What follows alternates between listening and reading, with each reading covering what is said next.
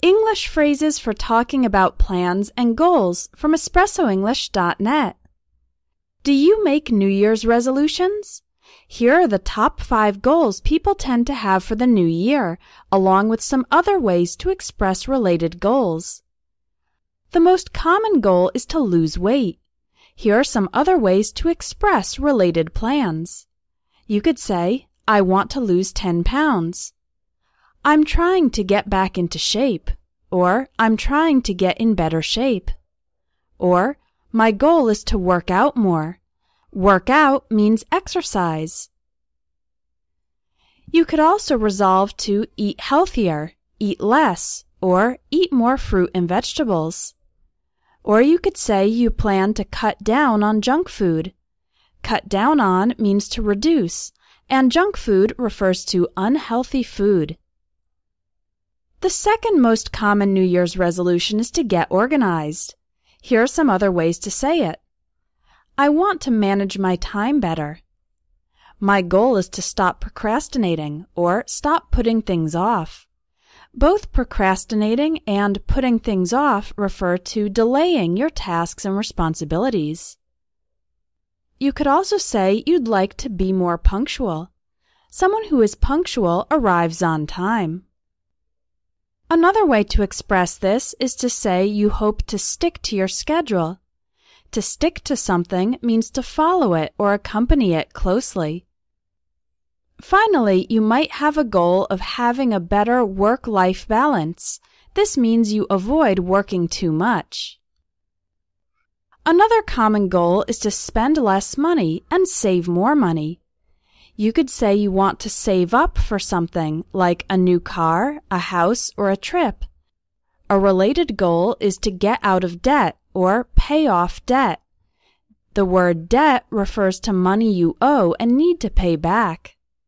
2 common types of debts are student loans, which is money you borrow to pay for your education, and a mortgage, which is money you borrow to pay for your house.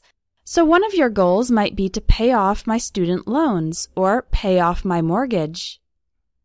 A great goal is to make a budget and stick to it. A budget is a specific plan for spending money in various areas. And again, sticking to something means to follow the plan, to accompany it. If you have some bad habits, one of your goals this year might be to quit smoking or quit drinking. Other ways to say this are kick the smoking habit. Kick, in this case, is an informal way to say stop or get rid of. You might resolve to drink in moderation. That means you drink a regular, normal amount, not too much. Or you might want to lay off the alcohol.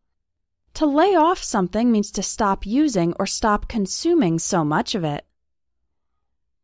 The 5th common New Year's resolution is to spend more time with family and friends. You might say, I'd like to improve my marriage this year, or I want to play with my kids more. Another goal could be to reconnect with old friends. Reconnect means to get in contact with someone after a long time of no contact. Some other ways to express this are, I'd like to show my family how much I love them.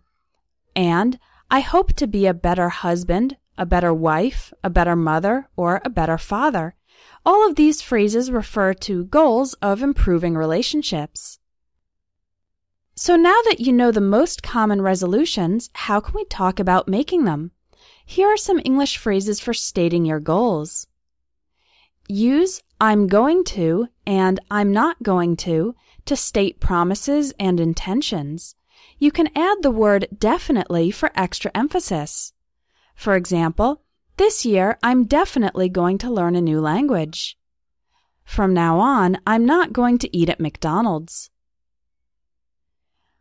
Another way to express your intentions is to use the phrase I'm determined to or I'm determined not to. These phrases express your firm emotional commitment to your goals. For example, I'm determined to eat healthier in 2016. Or, I'm determined not to lose my temper with my kids. To lose your temper means to explode in anger. Use the phrases I'm planning to and I'm planning on for plans that are more definite. You've already taken some steps to make them happen. For example, I'm planning to travel to Hawaii this September. We're planning on buying a house within the next 12 months. Note that after planning to, we use the base form, planning to travel. But after planning on, we use the ing form, planning on buying. Use the phrases I hope to and I'd like to for things you want, but there's a little less certainty that they will happen. For example, I hope to get into graduate school this year. I'd like to find a better paying job as soon as possible. And finally, use I might and I'm thinking about when you're not completely certain, you are only considering the idea. For example, I might get a dog, although I'm not sure if my apartment's big enough for a pet. I'm thinking about having another child this year. Note that after might, we use the base form, get, I might get a dog. And after thinking about, we use the ing form. I'm thinking about having another child. Here are some phrases you can use to express excitement when something will definitely happen in the future and you are excited about. I'm looking forward to plus the ing form. For example, I'm looking forward to starting guitar lessons. I'm really looking forward to visiting my cousins in June. I haven't seen them in 5 years. You could also say, I can't wait to, plus the base form of a verb, or I can't wait for, plus a noun. For example, I can't wait to see the new Star Wars movie. I can't wait for summer vacation. And a third expression for expressing your excitement is I'm counting down the days until. For example, I'm counting down the days until the end of the semester. An informal way to express excitement is to say I'm psyched or I'm pumped. For example, I'm psyched about the opportunity to go to China. I'm pumped to start my new job in February.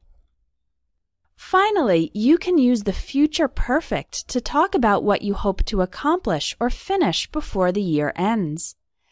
For example, by the end of the year, I will have run a marathon. By the end of the year, I will have improved my English.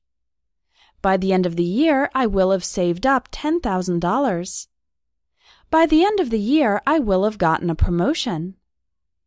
The structure is will plus have plus the past participle. I will have gotten a promotion. When speaking fast, will have sounds like will have. I will have gotten a promotion. If one of your goals this year is to improve your speaking, check out my most popular course at Espresso English.